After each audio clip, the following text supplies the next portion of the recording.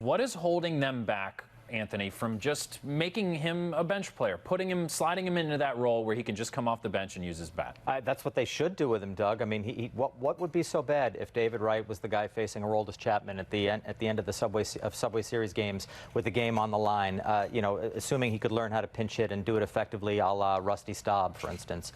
It'd be great to have him around. Nelson talked extensively about leadership and what he brings. I mean, the guy has persevered through so much. Jose Reyes was talking about it too. That's got to linger on with some of the younger players that the Mets have. Having him around would be valuable in any role. And I mean, if the guy can still hit, if he can still hit, then this is something that they need to have. they need to do. Yeah, I don't see him being as a player coach, more like a player mentor at this stage in his career, knowing that it's inevitable that he's going to be done.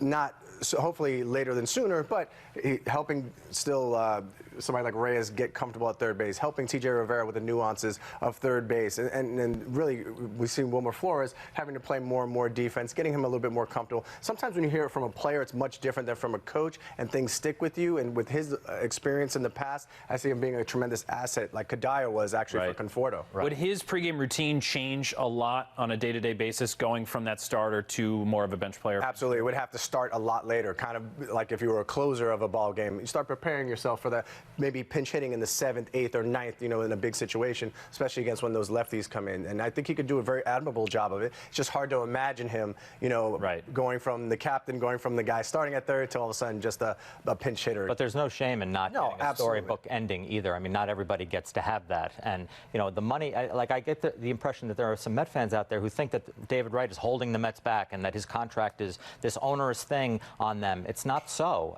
The money is spent already. Yep. If you can get something out of him, if you can use him, and he can be a guy on the roster helping in the late innings and in the clubhouse, why not? Yeah.